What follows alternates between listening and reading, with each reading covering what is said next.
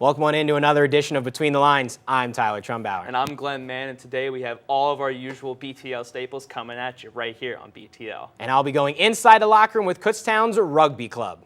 Stay tuned. BTL is next.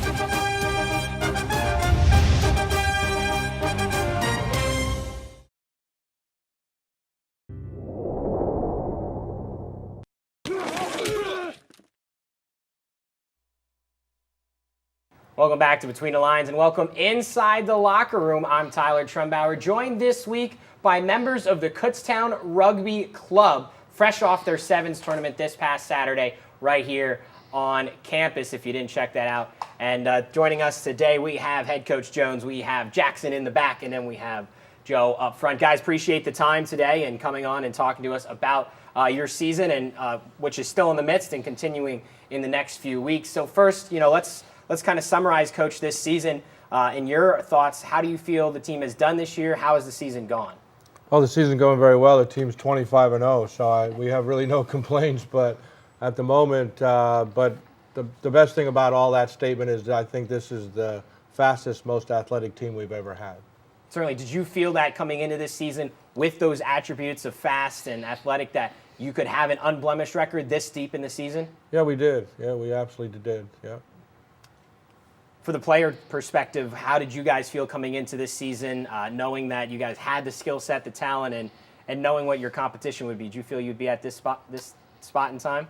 Well, I mean, I think that for us it was putting all these athletes together, and for the coaches it was kind of just they have the system that's in place, and if all the athletes were able to buy into the system, then the expectation is to be exactly where we are.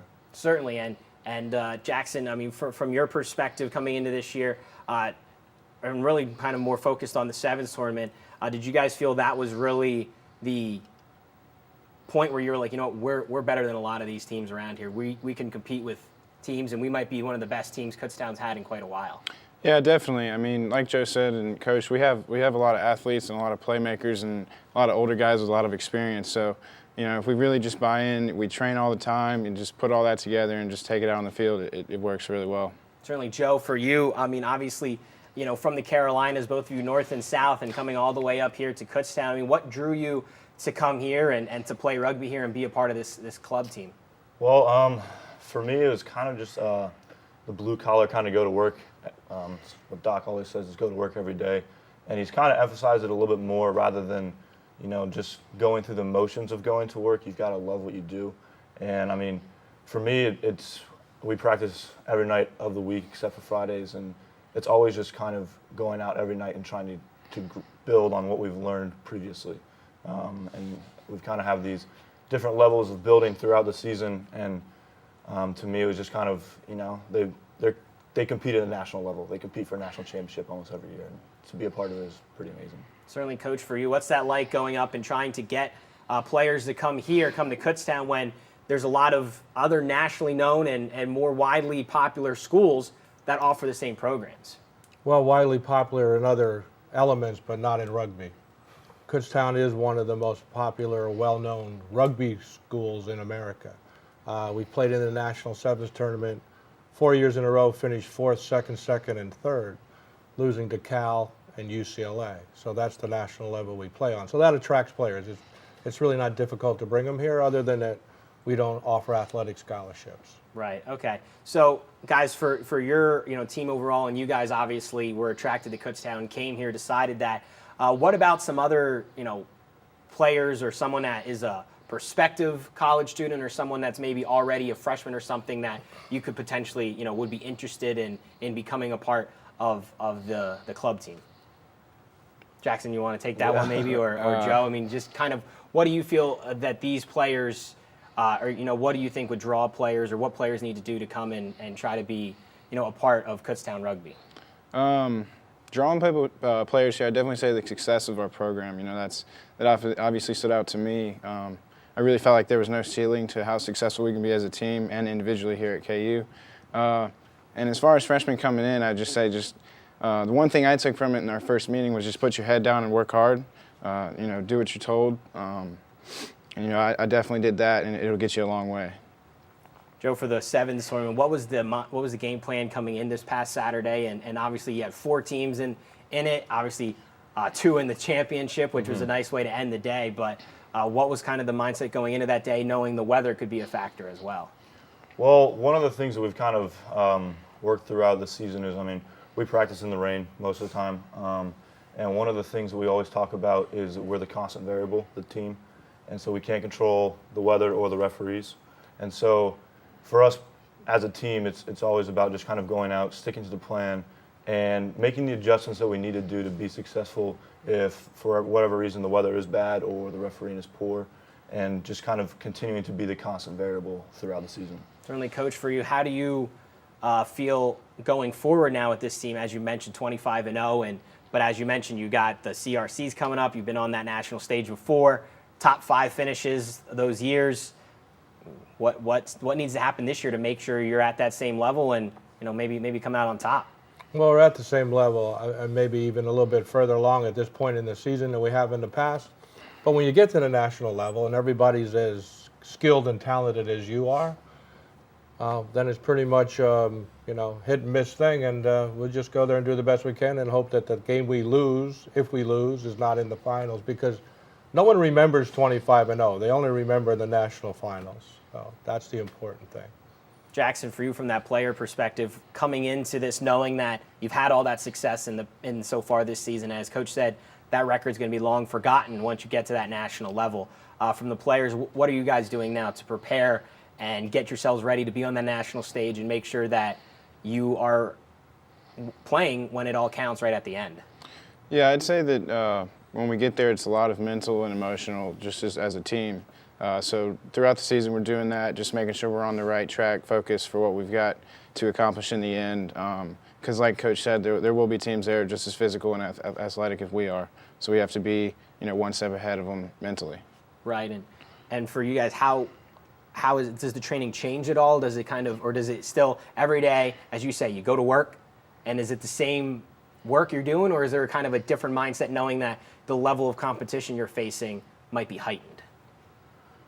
Well, I think that going into the national championship tournament, the coaches really kind of, because the team stays here till June, and so we will generally have like 2 practices a day, and they want us to coming out, and it's really just kind of continuing to work towards the championship, and that kind of builds off the basic stuff. So we're just kind of doing some basic drills out there in the morning or the afternoon, and then whichever one we did the basic drills for, we generally kind of build on that in the evening, and do kind of like some team play and that kind of stuff.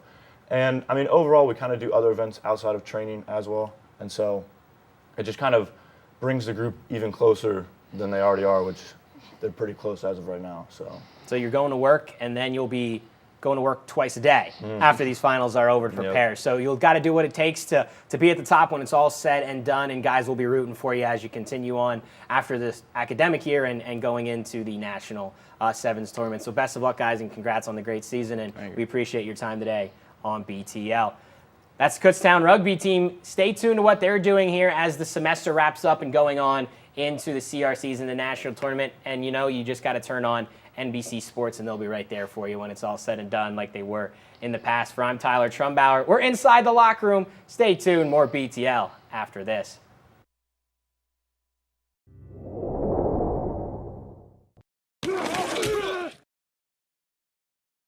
What's up, Kutztown University? It's your host with the most, Derek Bennett, coming at you this week with the top 5 plays. Let's get into it. Here we go with number 5. Out there. Just a little boot forward, clear and kick. Doesn't make the touch. Oh! Jason Denofa on the edge. He came out of nowhere. Just takes the kick and goes. I think Delaware was caught sleeping there. They thought the ball might have gone into touch. And Jason Denofa takes advantage and takes it. Number 4.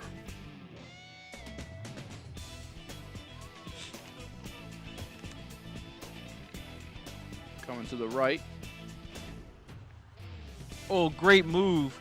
Bit of a dummy there. That's going to be David Sneed there scoring that try. Absolutely. What a great try right there by Kutztown. Just dominating this Delaware team. Number 3. On it. Able to get back real quick from that scrum and into that ruck support. Great loop. David Sneed takes it. He's got one man to beat. Crosses his face. Dots it down for the try. And he just keeps running. Absolutely.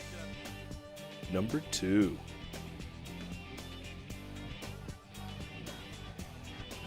Oh, and Aaron Corey just runs around everybody. Gets tracked down, though. Nice job out there by Dan McDonald tracking down the Aaron out there, but wide ball. nice skip pass, good cutout pass. No there. way anyone's going to catch him. Sam Devine doesn't need just the shaking support. some players off. Big fend. Try time Kutztown. And number 1. U3's got numbers. Harry trying to bust through. Oh, Troy Kroll gets the ball. That's an impact play right there. David Connolly has it. What can Scotty do? Scotty making some moves. Offloads. One-handed One more. catch. Lucas To the Ordner second. dotting down for the try. Showing that little bit more maturity than the Kutztown 2 side, just to be able to slow it down. Don't break under the pressure. There you have it with your top 5 plays of the week. Once again, I'm Derek Bennett. Thank you guys for joining me. I'll see you next weekend.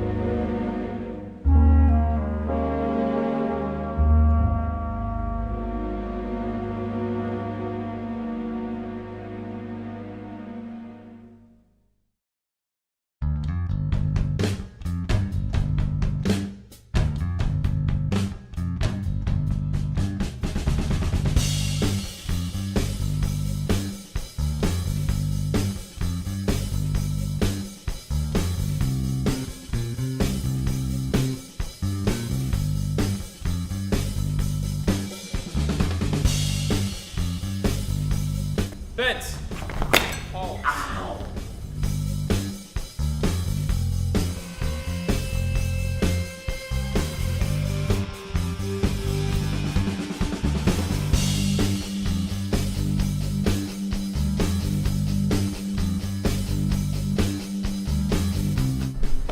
That's why I don't play sports, guys.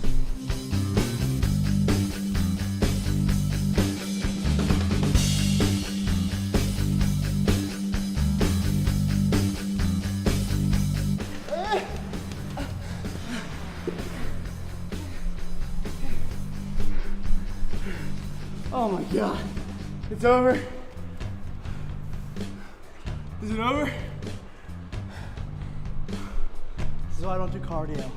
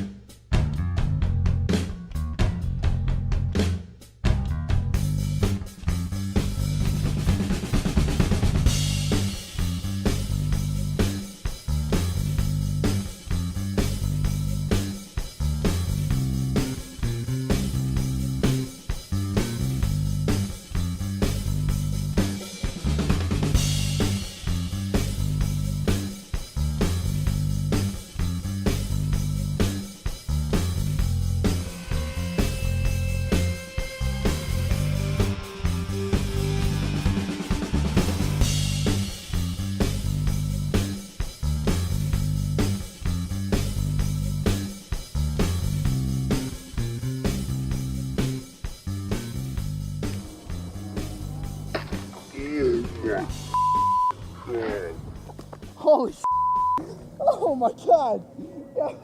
That is not cool at all, yo.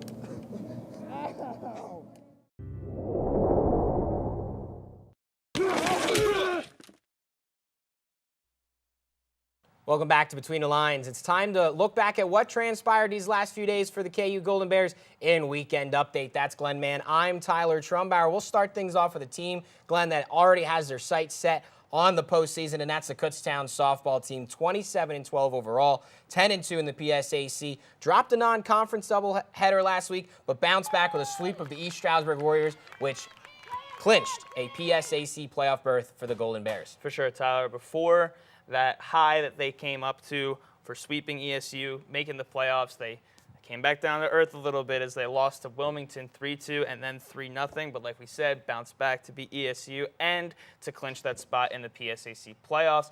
Good highlight for the team was that they had a season-high 15 hits in that 9-0 game against ESU, and the one win to complement Savannah Nerence's one-hit shutout. So that was good to see. We were talking earlier on in the show that the pitching staff was at a high point, but the offense wasn't putting up its end of the bargain.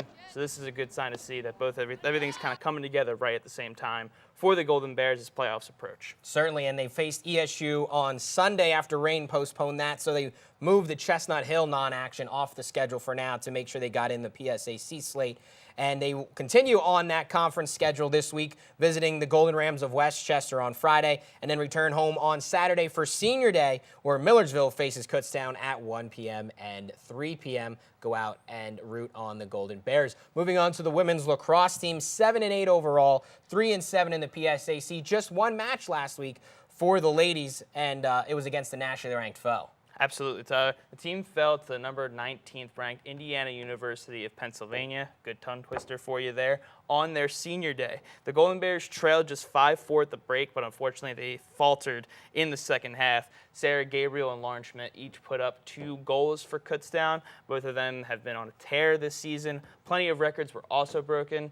One to mention is Courtney O'Neill, who had a caused turnover right at the end of the game to make her the program's all-time leader in caused turnovers. A good way to end their senior day, but unfortunately could not pick up the W. Certainly, and they'll have a few more games to finish out this season as Kutztown finishes on the road at Bloomsburg on Wednesday and then at Seton Hill on Saturday. So hopefully the team is able to finish strong. Moving on to the outdoor track and field program, Glenn, which went to Widener University to compete in the Widener Invitational last week. And for the men, it was a familiar name who was at the top of the results sheet. For sure, Tyler. Jelani Johnson won 3 events, one individual being the 400-meter, and then you had 2 relay teams, the 4x1 and the 4x4 that he was a part of. They both sat at the top of the podium. Awesome to see there. Jelani has been a staple for the track and field team these past few years. And for the women's squad, we had Rebecca Tooker, who took the second place spot in the high jump,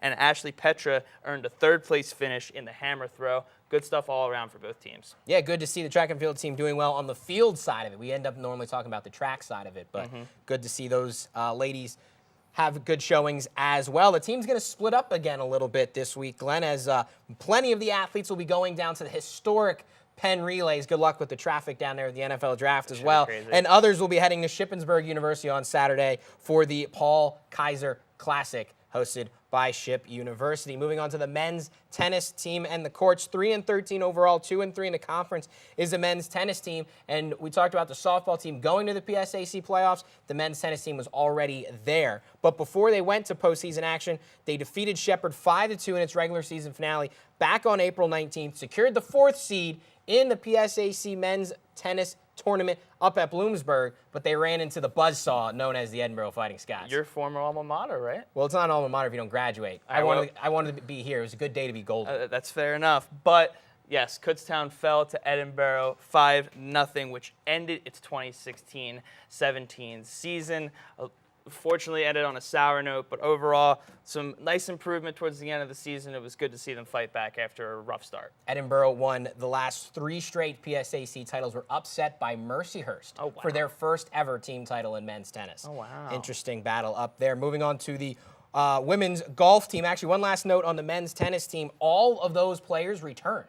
Wow. No one's gone from that roster. Keep some So team unity a with you. younger squad for them, and they'll surely be back, especially after that postseason experience under their belt. Now moving on to the women's golf team. They finished second out of 4 teams at the ESU Invitational hosted by East Stroudsburg this past Sunday and Monday. Collectively, KU shot .312 on Sunday, which was just 6 strokes shy of the school record for the lowest collective score on a par 72 course. So that's pretty darn good, Glenn, considering I probably shoot about a 150 on a par 72 course. For all of them to do that collectively, great job. Yeah, absolutely. They have really started out the season well. It seems like every time we talk about the women's golf team, they're right up at the top of the leaderboards. And then individually speaking, Katie Leopard finished second in the individual competition, while Madison Beer finished in a tie for 5th.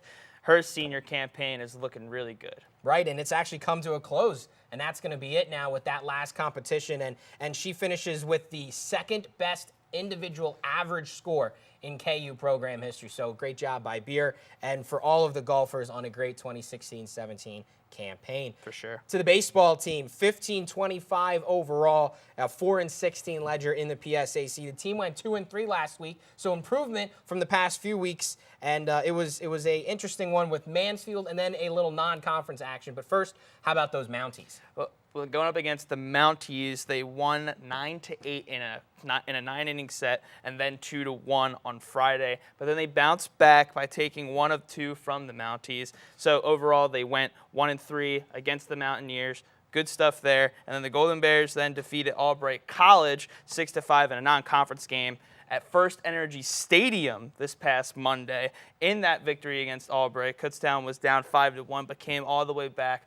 Awesome stuff there. But I think there's one thing that's a little bit more awesome than the victory at the game. Tyler, tell us what happened. Certainly, excitement continued after that final out as Ben Epley proposed to his girlfriend on the field. Both Albright, both KU watching, the fans in the stands still looking down, and no worry there. She said yes. So great job and congratulations to he and his now fiance. Awesome as stuff. a great showing there of him proposing in front of the crowd in probably one of the biggest games of their season in that tradition of going up against Albright in front of the crowd at First Energy Stadium. But still more games to be played this season. KU faces Ship this week for a PSAC home-and-home series. The Golden Bears visit the Raiders on Friday, host them on Saturday for Senior Day at 1 p.m. and 3 p.m. And football. Can you believe we're talking football already? I can't believe it. But the football team held its annual spring maroon and gold game in the rain last Saturday. The Gold defeated the Maroons 65-54 as a couple of Golden Bears were named captains at halftime as well, Glenn. Absolutely. Yeah, Ronnie Tomasetti, I believe, was our team's sack leader last season. Craig Reynolds, the team's leading rusher. And then Tyjair Jefferson, the up-and-coming star at that linebacker position. Gotta say, pretty good choices. Certainly, and then the fourth captain will be rotating through each game throughout the schedule in the fall. We'll be going inside the locker room with the football team next week in our season finale of BTL. And speaking of inside the locker room, this episode we're going inside the locker room with the Kutztown rugby team who hosted the Sevens tournament on campus this past Saturday. You saw live right here on KU TV, and it was actually all Kutztown in that one, Glenn. KU 1 versus KU 2 in the championships. We said, hey, we're just going to go home winners. That's domination for you. When you shake hands with your own team in the final. Good stuff there. Awesome stuff. I hope you have fun with interviewing them, but I think that's all the time we have for today. Certainly, yeah. We'll go inside the locker room with them and learn more about that tournament and the domination. For Glenn Mann, I'm Tyler Trumbauer. It's been Weekend Update. Stay tuned. BTL right ahead.